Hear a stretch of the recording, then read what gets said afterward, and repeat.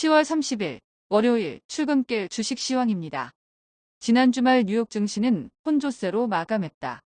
다우존스는 366.71포인트 하락한 32,417.59포인트로 마감했으며 S&P 500 지수는 19.86포인트 하락한 4,117.37, 나스닥은 47.41포인트 상승한 12,643.01포인트로 마감했다. 뉴욕 증시는 중동발 위기가 커지며 국제유가가 3% 가까이 상승하자 다우존스가 큰 폭으로 하락했지만 나스닥과 반도체 지수는 기업들의 실적 호조로 상승했다.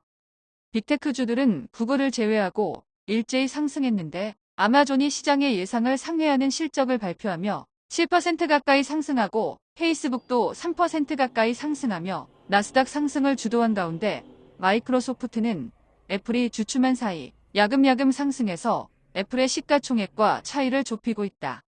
필라델피아 반도체 지수는 1% 넘게 상승했는데 엔비디아는 장중 $400 붕괴 직전까지 갔다가 반등했고 AMD가 3% 가까이 상승한 가운데 인텔이 실적 호조에 힘입어 9% 넘게 급등했다. 유가 급등에도 불구하고 정유주는 일제히 하락했는데 중국 경제의 위기감이 맞물려서 하락한 것으로 보여지며 쉐브론은 7% 가까이 급락했다. 항공주는 유가 상승에 일제히 하락했는데 국제정세 불안에 대한 위기감에 여행 수요 위축도 겹치며 사우스웨스트는 4% 넘게 급락하고 델타와 유나이티드도 3% 내외의 하락세를 보였다. 10년 만기 국채 수익률은 보합으로 마감하고 2년 만기 국채 수익률은 5.01%로 소폭 하락했다. 원달러 환율은 1358원으로 약보합으로 마감했고 서부 텍사스 중진유는 이스라엘의 가자지구 지상전 확대 소식에 배럴당 85.54달러로 급등했다. 비트코인은 34,000달러대 중반으로 상승했고 이더리움은 1,800달러대를 터치하고 있다. 지난 금요일 국내 증시는 소폭 상승했다.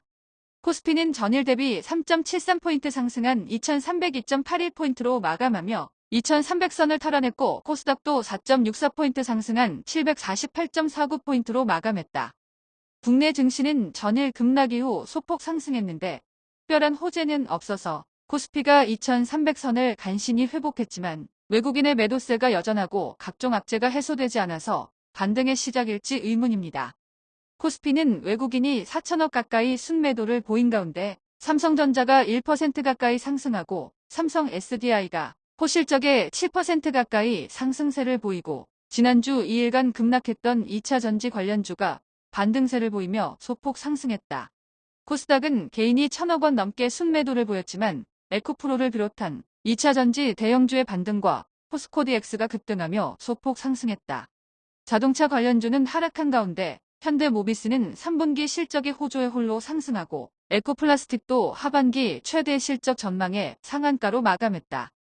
중국 소비 관련주는 전일에 이어 일제히 하락했는데 LG생활건강이 어닝쇼크로 20% 넘게 급락했는데 화장품 매출에 중국 의존도가 높은 상황에서 화장품 관련 영업이익이 전년 대비 90% 가까이 급감하며 당분간 고전할 것으로 보여지며 100만원을 넘나들던 황제주가 30만원대를 위협받고 있다.